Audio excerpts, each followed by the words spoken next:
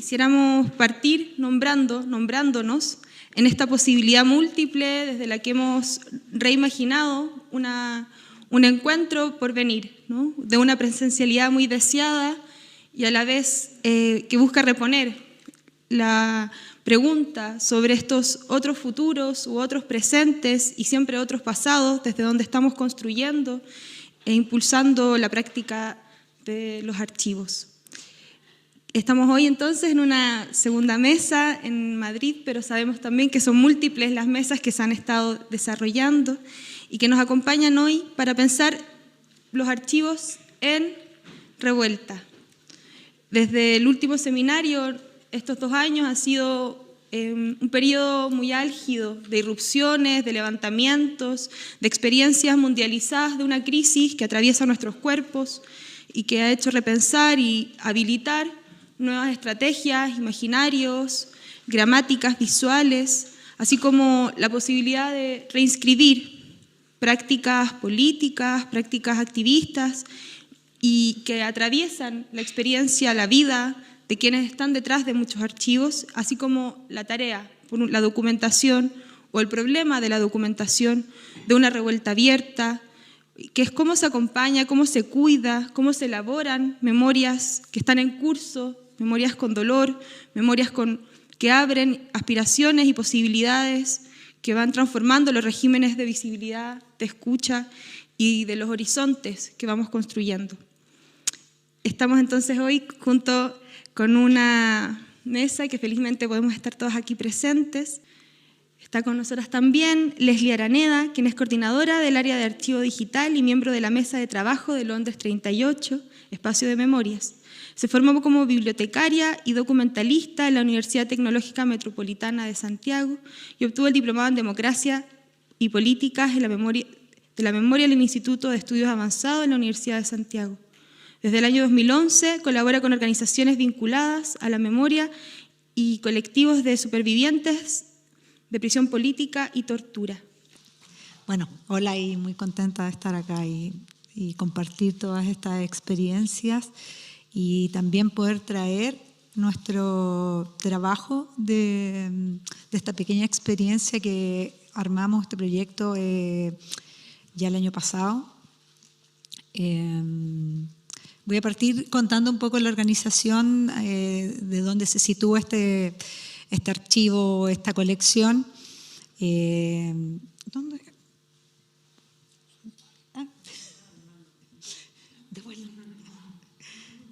Ya.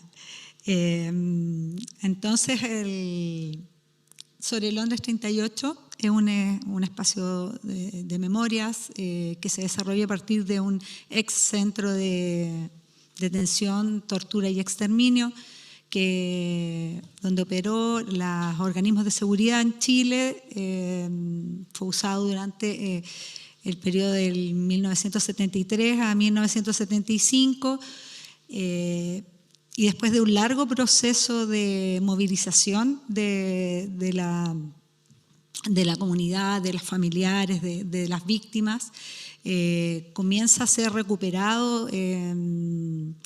Las primeras denuncias, por ahí, las primeras denuncias del sitio como centro de exterminios surgen ya inmediatamente en el año 74, pero particularmente se intensifica en el año 2005 y en esa fecha se logra que sea declarado como un sitio, un monumento histórico.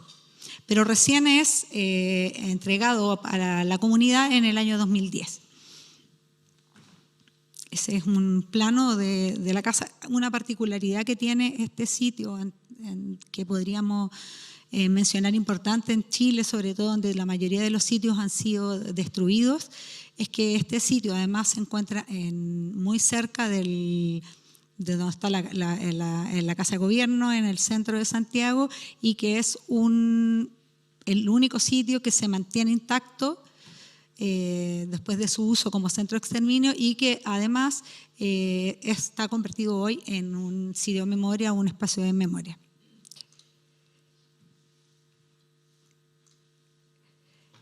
Les espacio se transforma, ¿no? Y busca resignificar, sin negar este uso, creándose este espacio de memorias donde lo que se busca es elaborar memorias sociales, políticas, históricas, que vayan vinculando esa experiencia de la casa con uso represivo también con las luchas, con espacios de resistencia y con los efectos y las luchas que tienen en el presente. Y eso es algo bien importante para el proyecto del archivo.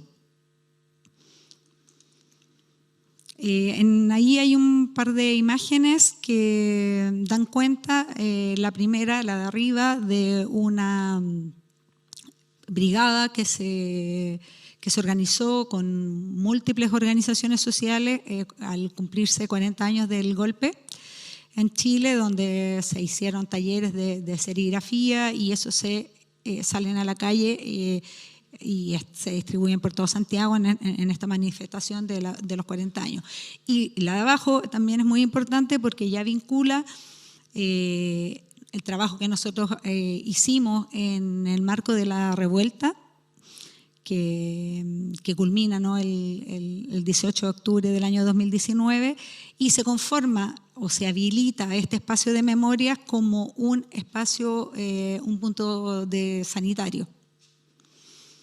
Ese equipo que se ve en la imagen es parte de ese movimiento o colectivo que se forma y que lo que hace es dar los primeros auxilios a las personas que son heridas en las manifestaciones, apoyo sanitario, apoyo psicológico y apoyo jurídico también. Entonces se vincula con distintos momentos de los movimientos y lo que está pasando, ¿no?, ¿cierto?, en la sociedad. Y ahí, para entrar en nuestro archivo, bueno, las imágenes que están usadas obviamente son todas imágenes de nuestro archivo y a partir de estas son de esta colección en particular, que es la que queremos nosotros compartir hoy día con ustedes, que es la colección de presas y presos políticos de la revuelta. El archivo es un archivo digital abierto y disponible en una plataforma pública, y que fue concebido así desde el inicio. Muy al inicio del proyecto surge la noción de archivo, pensado siempre en poder aportar a la generación de nuevo conocimiento que vaya leyendo, ¿cierto?, este pasado y estos procesos históricos, siempre mirando al presente. Y en ese sentido, bueno, se forman muchas colecciones, bueno, estoy exagerando, no son tantas, pero son distintas colecciones que tienen cada una sus propias particularidades, y la que queremos compartir a propósito de nuestros archivos en revuelta es esta colección de presas y presos políticos de la revuelta, que digo el título porque tiene una connotación política, ¿no?, que mientras el gobierno sigue insistiendo y negando la existencia de prisión política, hoy nosotros, cuando partimos con esta colección, decidimos como también contrarrestar ese discurso, que el discurso oficial, ¿no? Se trata de una colección dentro de las colecciones del archivo, que es una colección acotada y que tiene características muy particulares porque surgen en la urgencia. Ya en los primeros meses después de octubre, yo diría noviembre, luego de la represión pasa por distintas etapas. En ese momento primero salen los militares a la calle, se instala un toque de queda, luego empiezan el tema de las mutilaciones, las detenciones masivas. Yo imagino que que es importante mencionar que en Chile solo víctimas de trauma ocular en el periodo de la revuelta son cerca de 500 personas. En una próxima etapa o como conviviendo con ella, comienza también el uso de la prisión política como un método represivo que intensifica y pretende no solo contener y reprimir la protesta, sino también ser un ejemplo con las condenas y con el costo que esto tiene para poder desmovilizar a otros grupos que siguen en la protesta.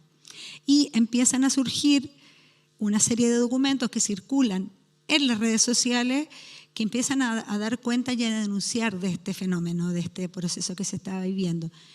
Entonces, sin mucha conciencia de qué íbamos a hacer con eso, empezamos a recopilar esos documentos, algunos de esos documentos. El que está ahí, que es un afiche, es uno de los más antiguos que tenemos. Estamos pensando que esto está pasando hoy día, digamos, que es de fines del año 2019. La foto de fondo corresponde a un barrotazo que hacen muchas de las organizaciones y familiares. Eso es en otra ciudad, no es en Santiago, en la ciudad de Concepción. Entonces, desde el archivo pensamos como de qué manera nosotros contribuimos a denunciar esto, ¿no? ¿Qué tenemos nosotros, qué prácticas, qué aporte podemos hacer a que se levante de manera más masiva y la exigencia por la libertad de los presos y presas?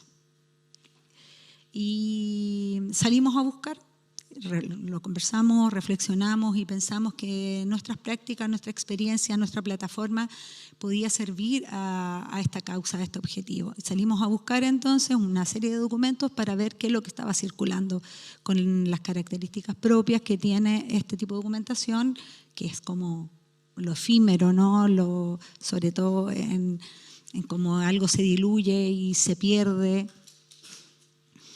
Y encontramos fanzines, boletines, encontramos que ya había un montón de organizaciones que se estaban articulando o rearticulando, incluso que habían aparecido en la dictadura y que tienen la necesidad de rearticularse a propósito del fenómeno que estábamos viviendo.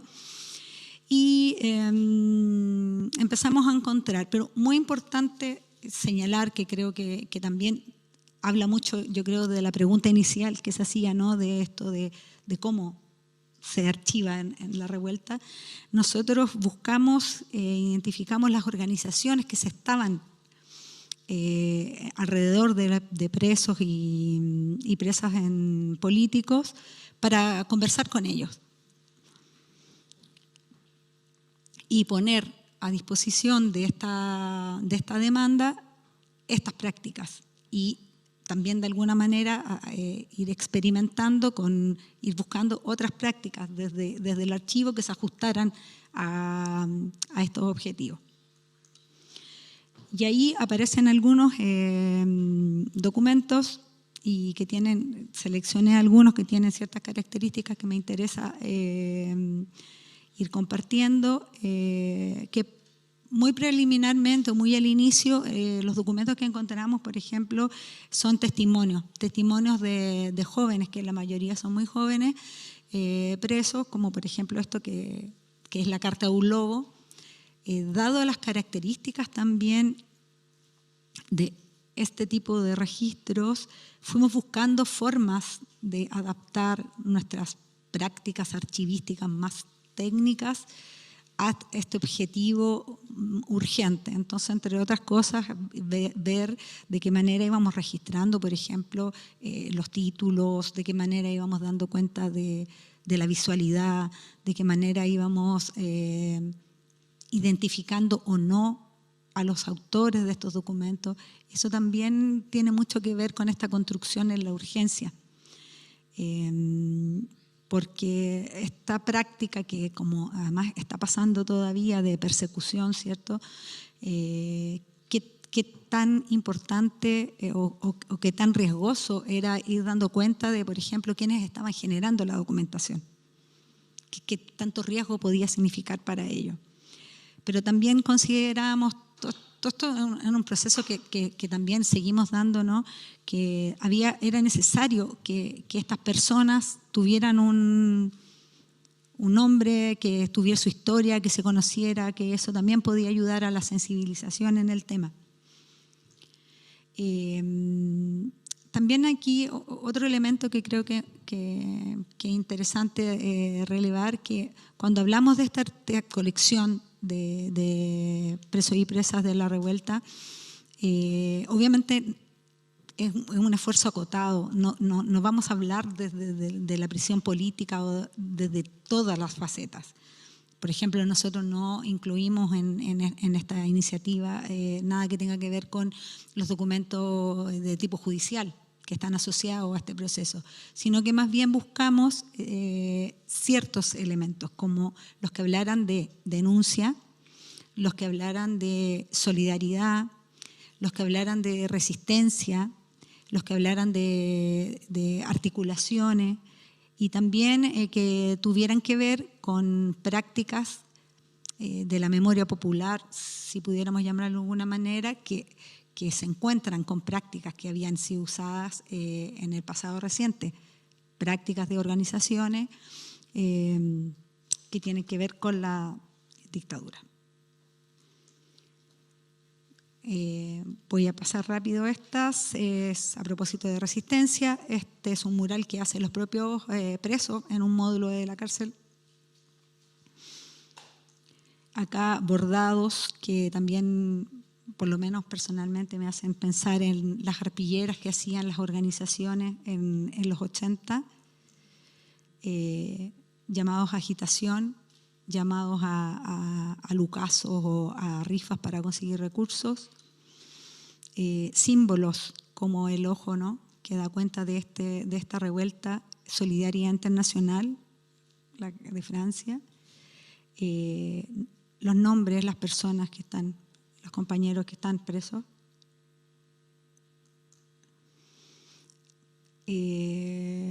las manifestaciones. Por ejemplo, este también es un barrotazo, la foto que está ahí. Y me gustaría dejar como este elemento del que es construir esto con los otros, en este caso con las organizaciones. Y ahí hay algunos testimonios de algunas de las personas de las organizaciones con las que nosotros fuimos construyendo esto. En la devolución, ¿qué es lo que ellos pensaron de este archivo? ¿De qué manera contribuye? ¿Cuál era la importancia? ¿Cuál es la importancia? Ese es otro testimonio ahí de Gemita, la mamá de un preso.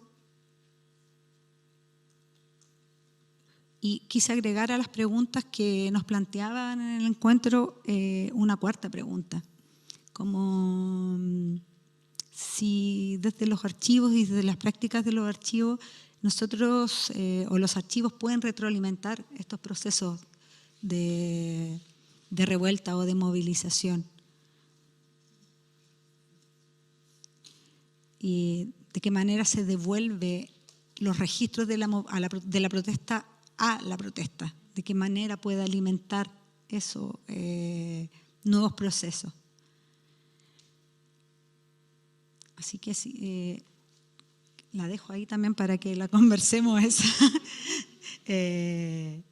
Y muy importante esta frase que se han levantado las organizaciones y las personas que estamos en esta demanda, que personalmente también la hago mía, que es que quien no olvida a los presos olvida la lucha, y creo que todavía en Chile, espero que también en otros países, seamos muchos los que no olvidemos y no abandonemos esa lucha.